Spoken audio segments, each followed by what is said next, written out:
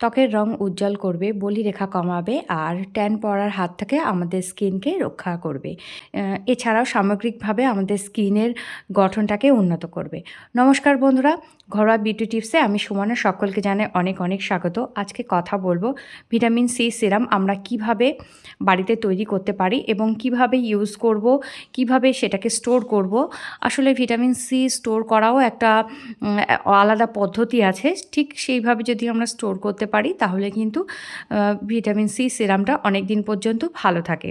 তো চলো বন্ধুরা, আগে দেখে নিই কীভাবে ভিটামিন সি সিরাম আমরা বাড়িতে তৈরি করব, কিভাবে ব্যবহার করব, কিভাবে স্টোর করব। সমস্ত কিছুই আমি এই ভিডিওর মাধ্যমে শেয়ার করতে চলেছি। তো কোনো রকম স্কিপ না করে পুরো ভিডিওটা দেখো। তো এর জন্য আমার লাগবে একটা কমলা লেবু। আর এই শীতকালটায় এখন কমলা লেবু সিজন, প্রত্যেকটা বাড়িতেই এখন কমলা লেবু থাকে। কমলা লেবুর যে অংশটা আমরা খেয়ে থাকি তার থেকে অনেক বেশি পরিমাণে ভিটামিন সি কিন্তু কমলা লেবুর খোসার মধ্যে থাকে। তো এই খোসাটাকেই আমরা কাজে লাগাবো। আমরা কিন্তু বাইরে থেকে বেশ দাম দিয়ে কমলা লেবুর খোসার যে পাউডার সেটা কিন্তু কিনে থাকি, কিন্তু বাড়িতেই যদি আমরা এটা একটু শুকিয়ে নিই বা এই যে ভিটামিন সি সিরামটা আমি যেভাবে বানাবো সেভাবে যদি তৈরি করে নিই, অনায়াসে কিন্তু আমাদের রূপচর্চার কাজে আমরা লাগাতে পারি। তো লেবুটাকে আমি খোসা ছাড়িয়ে নিলাম, নিয়ে একটা স্টিলের বাটির মধ্যে নিয়েছি। নিয়ে আমি একটু জল দিলাম। বন্ধুরা, যে জল আমরা খাই পরিশুদ্ধ জল কিন্তু এখানে দিতে হবে।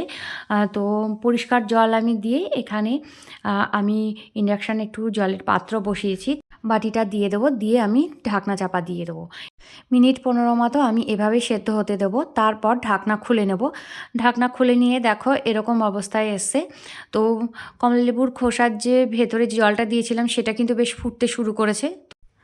এই অবস্থায় আমি এটাকে নামিয়ে নিয়েছি। নামিয়ে নিয়ে তারপর দেখো আমি এর ছোট্ট একটা হামানদিস্তার মধ্যে এটা দিয়ে আমি এটাকে থেতো করে নিচ্ছি। তোমরা এটা মিক্সির মধ্যেও দিতে পারো। দিয়ে এরকম হয়েছে দেখো পেস্টটা। খুব যে পেস্ট করতে হবে তা কিন্তু না, মোটামুটি একটু থেতো করে নিতে হবে।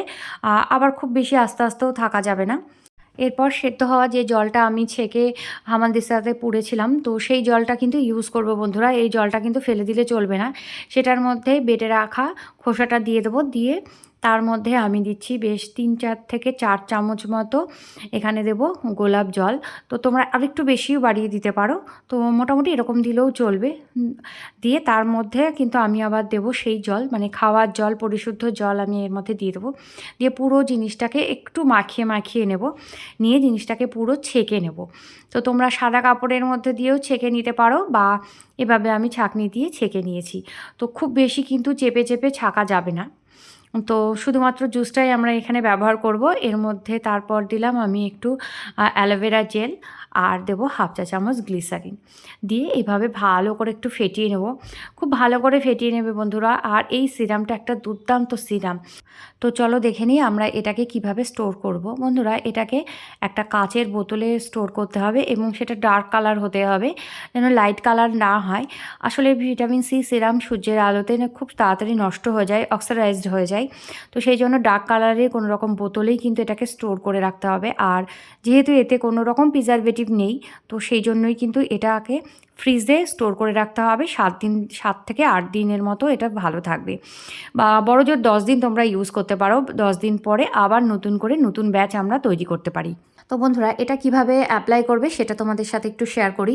আমরা ফেস ওয়াশ করার পরে মুখে একটু টোনার লাগিয়ে নেব। নিয়ে মুখটা যখন একটু শুকিয়ে যাবে তারপর কিন্তু বেশ কয়েকটা ড্রপ নিয়ে আমরা মুখে, গলায় লাগিয়ে হালকা হাতে একটু মাসাজ করে নেব, যাতে ব্যাপারটা পুরো অ্যাবজর্ব হয়ে যায়। আর যেহেতু এটাতে অ্যালোভেরা জেল আর গ্লিসারিন দেওয়া আছে, এর ফলে কিন্তু আমাদের আলাদা করে কিন্তু কোনো রকম ময়শ্চারাইজারের প্রয়োজন নেই। তবু তোমরা যদি কোনো রকম ময়শ্চারাইজারের অভাব অনুভব করো তাহলে কিন্তু সেটা তোমরা লাগিয়ে নিতে পারো। ভিটামিন সি সিরাম দিনে 2 বার তোমরা ইউজ করতে পারো। স্নান করে উঠে যখন ফেস ওয়াশ করে নেবে তারপর ভিটামিন সি সিরাম লাগিয়ে সানস্ক্রিন লাগিয়ে নেবে। আর ভিটামিন সি সিরাম লাগানোর পরে যদি সানস্ক্রিন আমরা ইউজ করি সেক্ষেত্রে কিন্তু আমাদের স্কিন অনেক বেশি সান প্রোটেক্টেড থাকবে। সান ট্যানটা পড়ার সম্ভাবনা অনেকটাই কমে যায়। তারপর আমরা রাত্রিবেলা শোয়ার আগে, নাইট ক্রিম লাগানোর আগে কিন্তু এই সিরামটা লাগাতে পারি। এই সিরামটা পরপর বেশ কিছুদিন লাগানোর পরেই কিন্তু তোমরা এর তফাৎটা বুঝতে পারবে। ইনস্ট্যান্ট আজকে লাগালাম, আজকেই উপকার পাবো সেরকম কিন্তু হবে না। অন্তত ১৫ দিন তোমরা এটা লাগাও। তারপর ধীরে, ধীরে এর গুডনেসটা তোমরা বুঝতে পারবে। আর এই সিরামটা লাগানোর ফলে আমাদের স্কিনের রংটা তো ভীষণভাবে উজ্জ্বল হবেই। এছাড়াও বলিরেখাটা কমাবে। আর প্রথমেই বললাম যে আমাদের স্কিনে কিন্তু ট্যান পড়ার হাত থেকে আমাদের স্কিনকে অনেকটাই প্রোটেক্ট করবে। সানস্ক্রিমের সঙ্গে যদি এটা লাগাই তাহলে কিন্তু ডবল আমরা বেনিফিট পাচ্ছি। তো বন্ধুরা এই সিজনে ভিটামিন সি অবশ্যই, অবশ্যই বানাবে আর ইউজ করে দেখো। ফিডব্যাক অবশ্যই আমাকে জানিও। তো আজকের মতো এখানেই বিদায় নিচ্ছি। সবাই ভালো থেকো, সুস্থ থেকো আর নিজের খেয়াল রেখো।